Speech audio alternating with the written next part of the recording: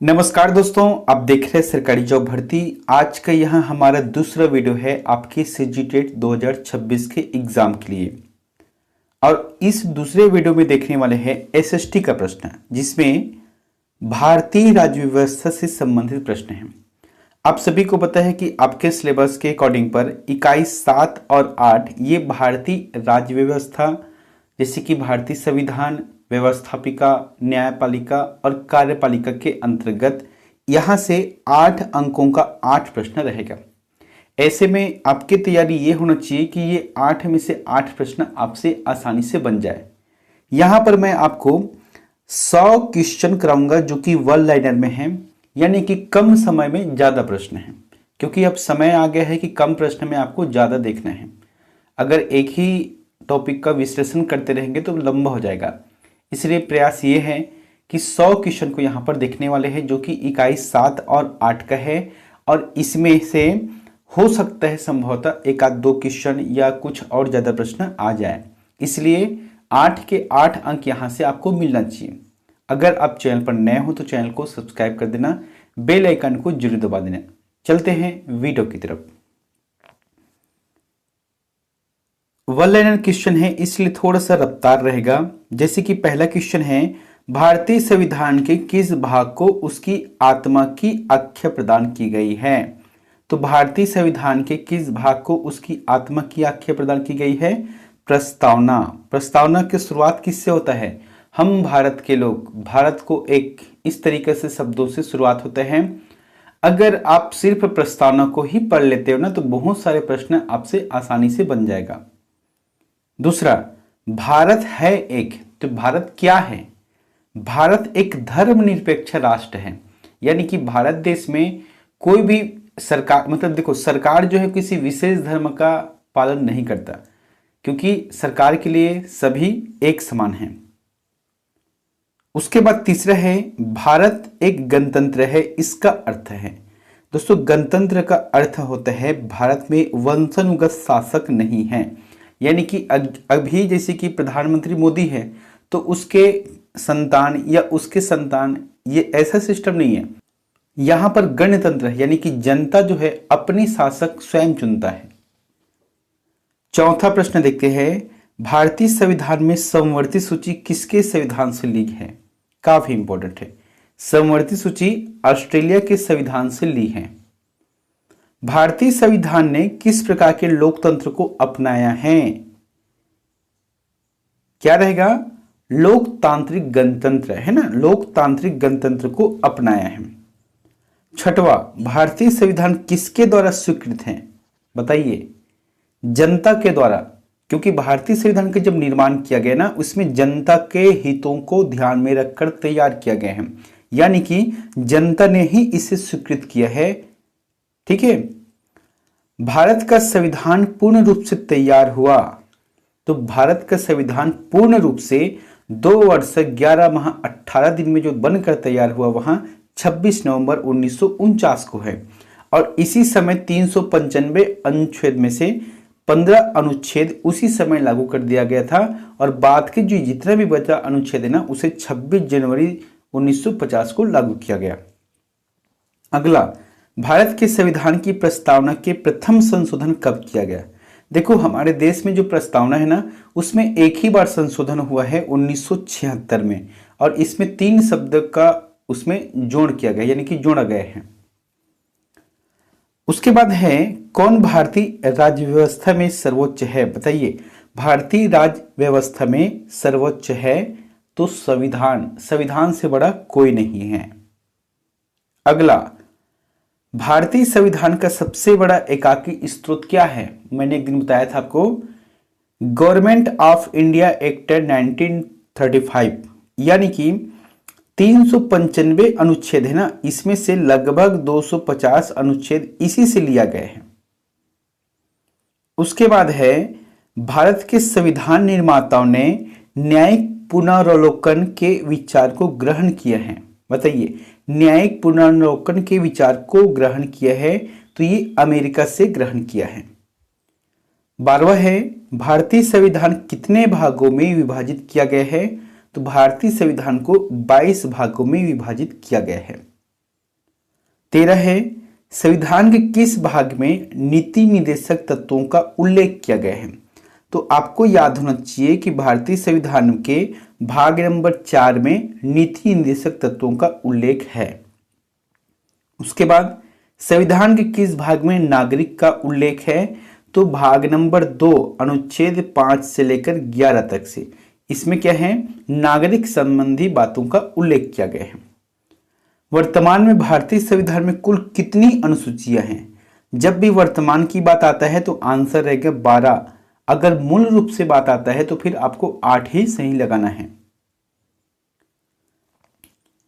संविधान की द्वितीय अनुसूची का संबंध किससे है। संविधान में 12 अनुसूची है जिसमें से द्वितीय अनुसूची का संबंध है महत्वपूर्ण पदाधिकारियों के वेतन भत्तों से है। ठीक है, महत्वपूर्ण पदाधिकारियों के वेतन भत्ते से है। और तृतीय अनुसूची में उन्हीं महत्वपूर्ण पदाधिकारियों के शपथ के बारे में उल्लेख है। 17 नंबर का प्रश्न है भारतीय संविधान की 8वीं अनुसूची का संबंध है। बताइए भारतीय संविधान की जो 8वीं सूची का संबंध है क्या रहेगा, भाषाओं से है। अभी 8वीं अनुसूची में 22 भाषा है, छत्तीसगढ़ उसमें शामिल नहीं है, छत्तीसगढ़ ही, इसीलिए प्रयास ये चल रहा है कि छत्तीसगढ़ी भाषा को भी 8वीं अनुसूची में शामिल करें। 18वां है दल बदल के आधार पर निर्वाचित सदस्यों की अयोग्यता संबंधी विवरण संविधान के किस अनुसूची में दिया गया है। तो ये है दोस्तों 10वीं अनुसूची है जिसमें दल बदल करके जो निर्वाचित होते सदस्य है उन पर अयोग्यता किस तरीके से लगाना है, क्या है, उन सभी के बारे में 10वीं अनुसूची में दिया हुआ है। 19वां संविधान सभा द्वारा अंतिम रूप से पारित संविधान में कुल कितने अनुच्छेद तथा अनुसूचियां हैं। तो अंतिम रूप से जब पारित किया गया था तो 395 अनुच्छेद है और 8 अनुसूचियां सही रहेगा।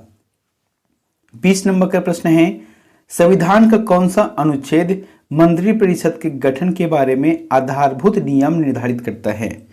मंत्रिपरिषद का गठन जो है प्रधानमंत्री की सलाह पर राष्ट्रपति करता है, लेकिन ये उल्लेख किसमें है, अनुच्छेद 75 या अनुच्छेद 75 के 3 में है। कुल मिलाकर आपको 75 याद रखना है, इतना है।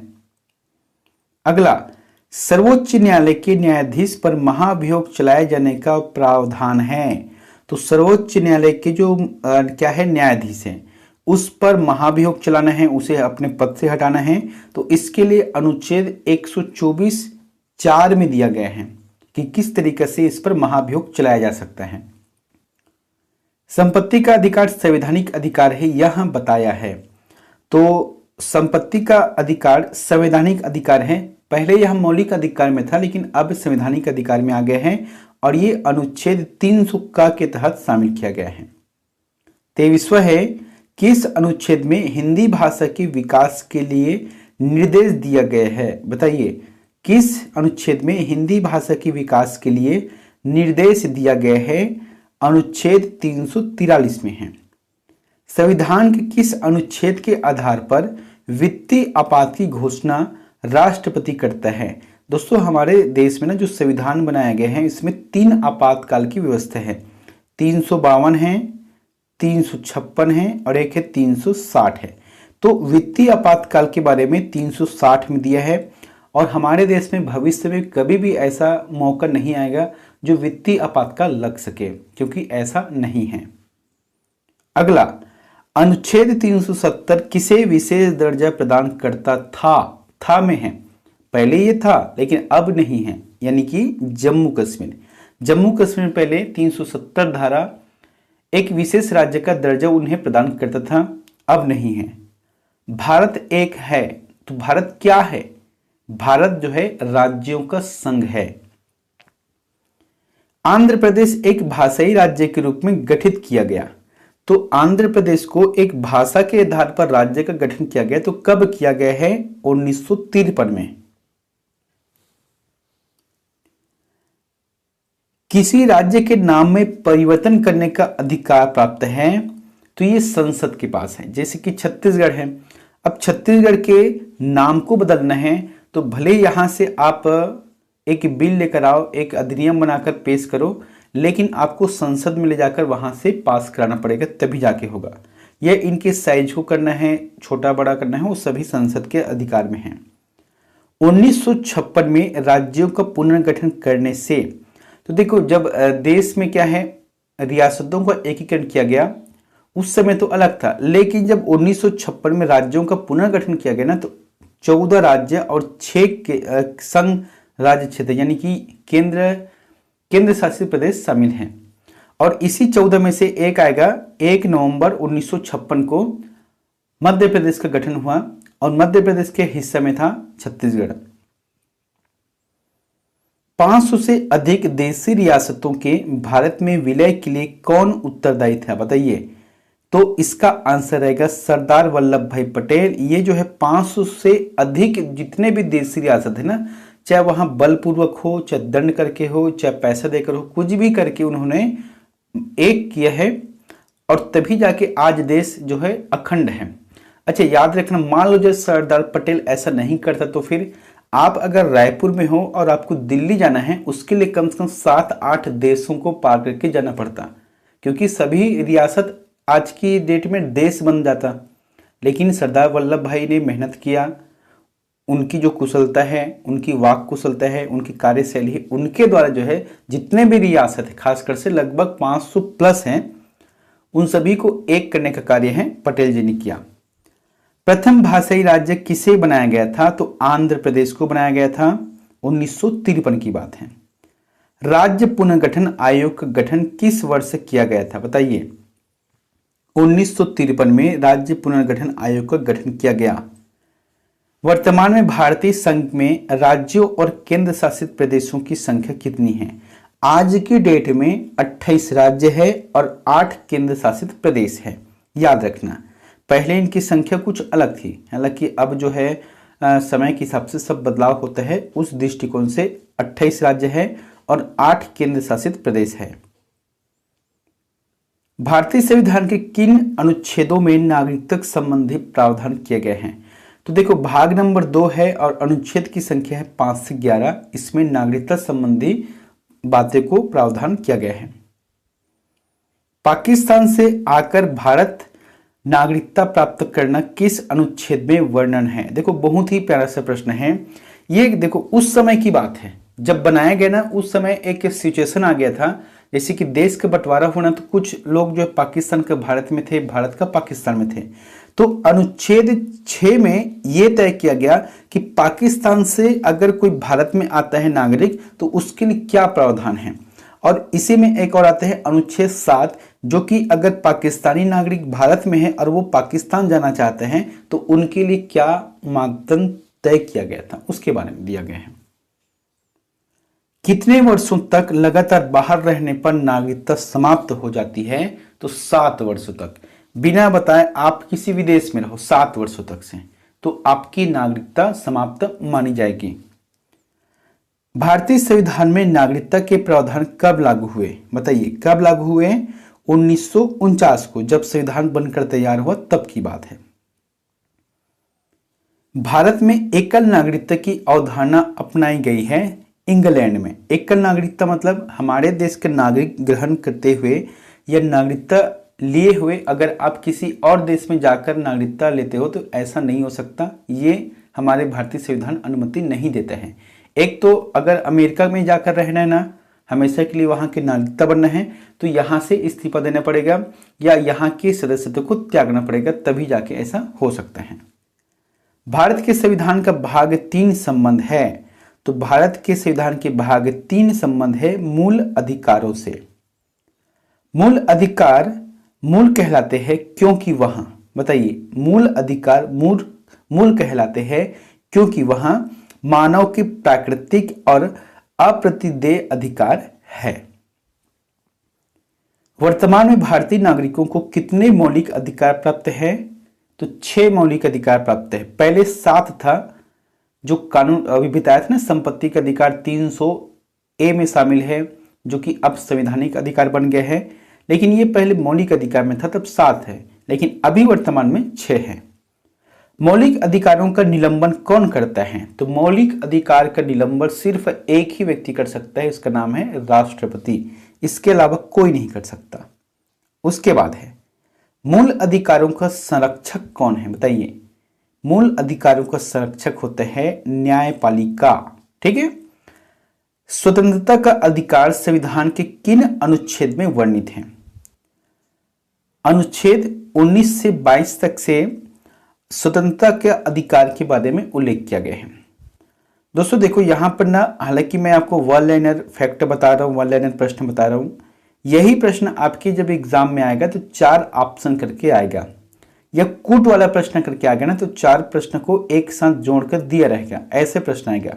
इसलिए अगर अभी ईमानदारी पूर्वक ध्यान पूर्वक अगर पढ़ते हो ना तो यही जो आपके एग्जाम में जब आएगा तो आपसे आसानी से बन जाएगा। लेकिन आप सिर्फ बस डबल स्पीड में अगर भगा रहे हो वीडियो को तो फिर आपके लिए ही दिक्कत होगा बाद में। इसलिए कोशिश करना, भले ही आराम से देखना, 1.5 की स्पीड कर लेना, 1 में मत देखना, 1.5 की स्पीड कर लेना 1.5 में, लेकिन आपको समझते हुए पढ़ना है। प्रेस की स्वतंत्रता किस अधिकार में निहित है? तो ये रहेगा भाषण स्वतंत्र में। उसमें प्रेस शब्द नहीं लिखा है, भाषण की स्वतंत्रता है, यानी कि आप जो बोलना चाहते हो वो बोल सकते हो। धार्मिक स्वतंत्रता का अधिकार संविधान के किन अनुच्छेदों में वर्णित है? तो धार्मिक स्वतंत्रता का अधिकार संविधान के अनुच्छेद 25 से 30 में है, यानी कि आप अपने धार्मिक कार्य का आयोजन कर सकते हो, किसी के लिए कोई दबाव नहीं रहेगा कि आप मेरे धर्म के पालन करो, तो ये सभी उसमें लिखा हुआ है। कौन व्यक्तिगत स्वतंत्रता से संबंधित है? व्यक्तिगत स्वतंत्रता से संबंधित है बंदी प्रत्यक्षीकरण। ठीक है। नीति निर्देशक तत्व का महत्व किसके लिए है, बताइए। नीति निर्देशक तत्व का महत्व किसके लिए है? राज्य के लिए है। शराबबंदी संविधान की किस धारा में निर्देशित है? दोस्तों ये है ना, क्या है, नीति निर्देशक तत्व के अंतर्गत है, धारा नंबर 47 में शराबबंदी के बारे में इसमें उल्लेख किया गया है। संविधान में कुल कितने मूल कर्तव्यों का उल्लेख है? तो मूल कर्तव्यों की संख्या संविधान में 11 है। किस अनुच्छेद में नागरिकों के मूल कर्तव्य शामिल हैं? तो अनुच्छेद 51 का के तहत मूल कर्तव्यों के बारे में दिया हुआ है। भारत की संघीय व्यवस्थापिका को किस नाम से जाना जाता है?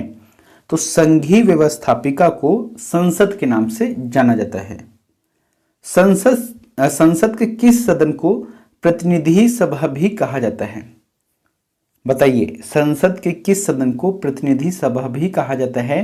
तो लोकसभा को, क्योंकि लोकसभा के जितने भी सदस्य होते हैं वो जनता के द्वारा सीधे चुने रहते हैं, और इसका मतलब यह है कि जनता का प्रतिनिधि है और इसीलिए प्रतिनिधि सभा कहते हैं।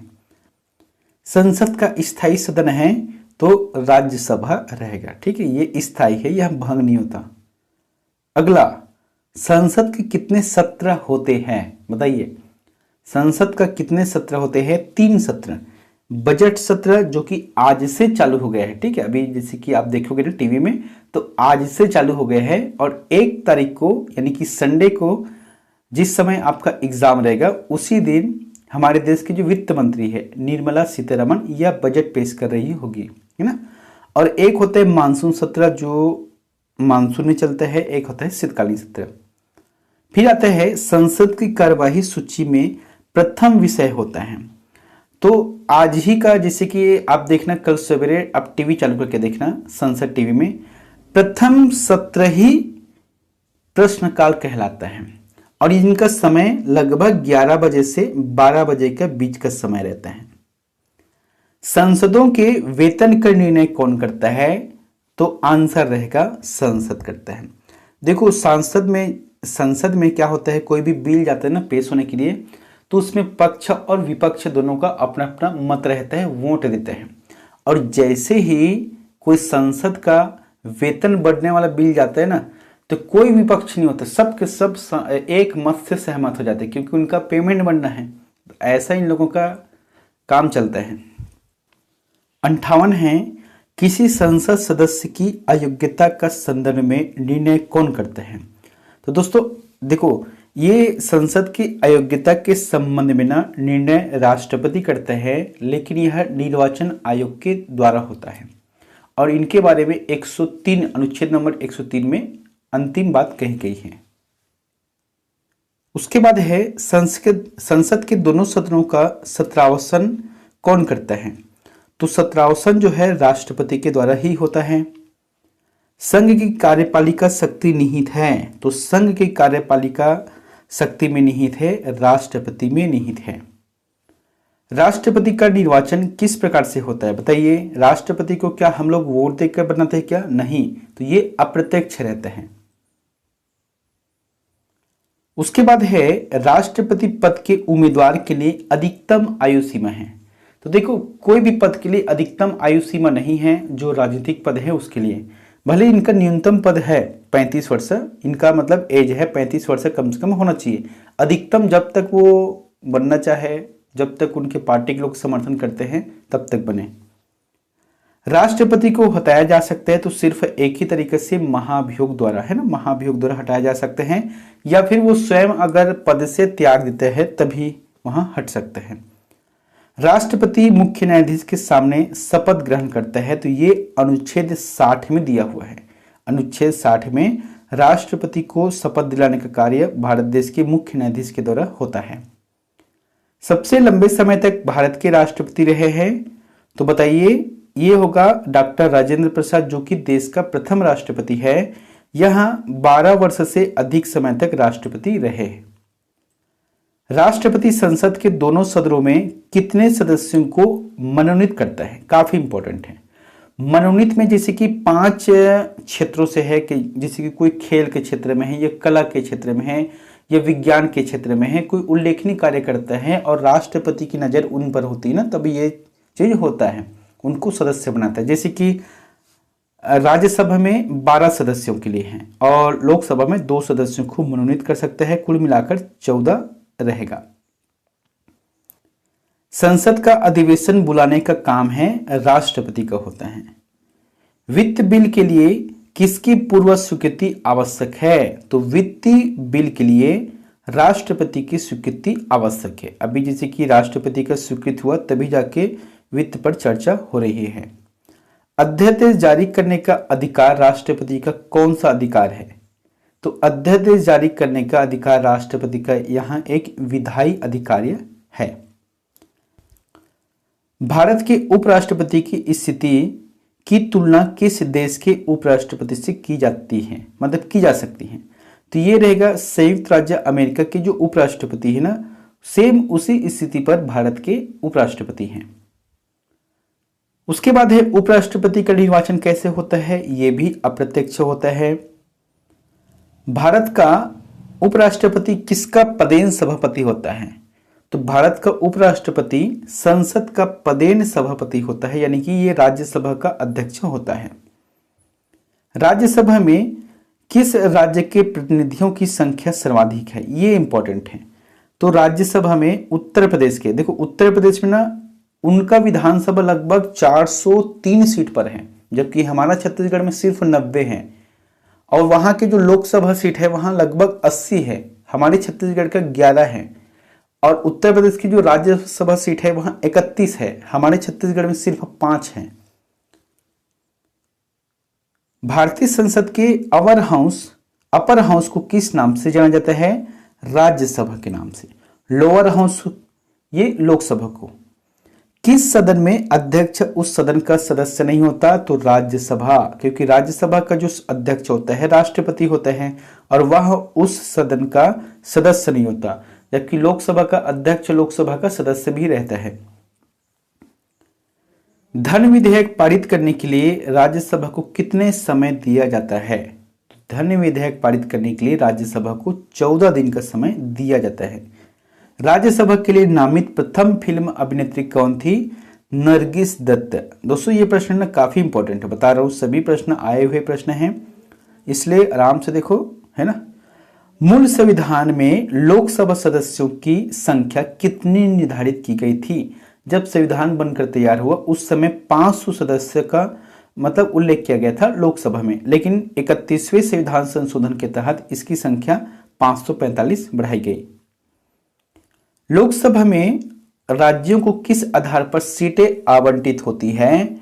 तो जनसंख्या के हिसाब से। इसीलिए देखो हमारे छत्तीसगढ़ में विधानसभा में कितने हैं सीट, 90 है ना, लेकिन उत्तर प्रदेश में 403। अब सोच के देखो हमारे से 4 गुना ज्यादा है। क्यों ज्यादा है? क्योंकि उत्तर प्रदेश की जनसंख्या लगभग 25 करोड़ से ज्यादा है और हमारे छत्तीसगढ़ की जनसंख्या 3 करोड़ के आसपास है। तो ये जनसंख्या के ऊपर है। मतदाता सूची की दृष्टि से देश का सबसे बड़ा लोकसभा निर्वाचन क्षेत्र, तो मतदाता सूची के दृष्टिकोण से देश का सबसे बड़ा लोकसभा क्षेत्र है मल्काजगिरी रहेगा। अगर प्रश्न ऐसा रहता कि क्षेत्रफल के दृष्टिकोण से देश का सबसे बड़ा लोकसभा है तो लद्दाख रहेगा। लोकसभा में केंद्र शासित प्रदेशों के प्रतिनिधि चुने जाते हैं, तो लोकसभा में केंद्र शासित प्रदेशों के प्रतिनिधि चुने जाते हैं प्रत्यक्ष निर्वाचन द्वारा।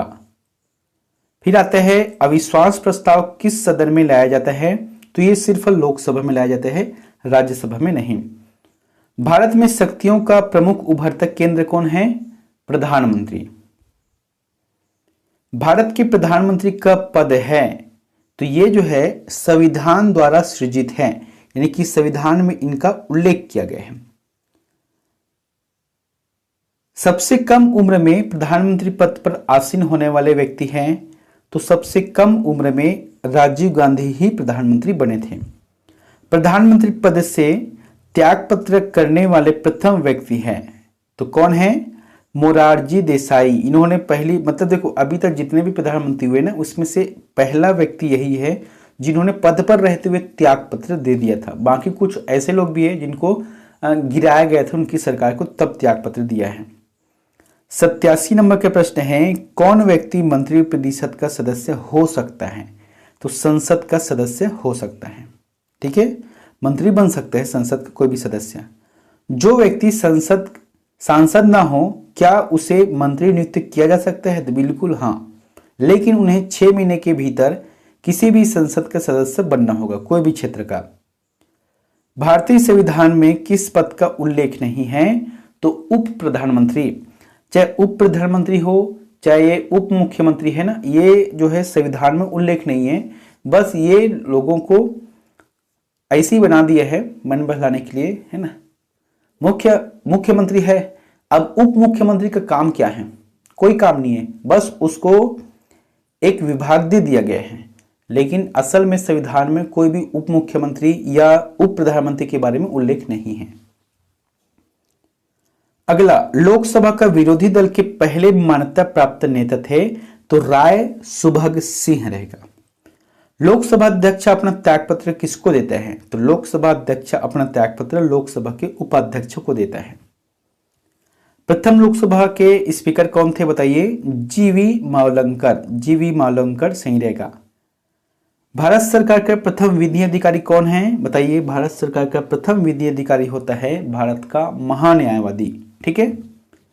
जिला कलेक्टर किस अधिकारी के अधीनस्थ कार्य करता है? तो जिला से बड़ा जो होता है वहां संभाग होता है, और यहां संभाग आयुक्त के अधीनस्थ कार्य करता है।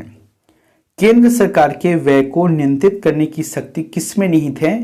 तो नियंत्रक एवं महालेखक परीक्षक के पास है, यानी कि ये केंद्र सरकार के जो भी खर्चा होता है, व्यय होता है, उस पर नियंत्रण करने का कार्य करता है। फिर आते हैं संविधान के व्याख्याकार और संरक्षक कौन है? तो संविधान के व्याख्याकार और संरक्षक है सर्वोच्च न्यायालय। राष्ट्रपति कानूनी मामलों में किससे परामर्श ले सकता है? तो राष्ट्रपति कानूनी मामलों में किससे परामर्श ले सकते हैं? सर्वोच्च न्यायालय। सर्वोच्च न्यायालय से परामर्श ले सकते हैं। सर्वोच्च न्यायालय किस संस्था का निरीक्षण कर सकता है?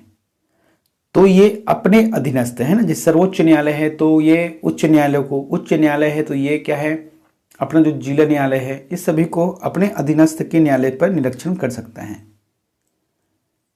भारत में दलीय पद्धति की एक विशेषता है, तो यह बहुदलीय है। हमारे देश में ना इतना सारा दल है, बहुत ज्यादा दल है। अच्छा, अब अंतिम का प्रश्न आप लोगों के लिए होमवर्क है, इसका आंसर हमें कमेंट बॉक्स पर जाकर बताने की प्रयास करें। दोस्तों देखो, मेरा ना वीडियो बहुत कम समय का रहता है, मतलब इधर उधर की बातें नहीं, बस पॉइंट टू पॉइंट चलना है। 100 क्वेश्चन वन लाइनर का मुश्किल से 30 मिनट लगा मुझे, है ना। तो छत्तीसगढ़ राज्य में कुल संसदीय सीटों की संख्या कितनी है? 11 सीट, 14 सीट, 16 सीट या 90 सीट? जो भी आंसर आपको लगता है ना सही, कमेंट बॉक्स में जाकर जरूर बताएं। मिलते हैं नेक्स्ट वीडियो में एक नई जानकारी के साथ। Thank you.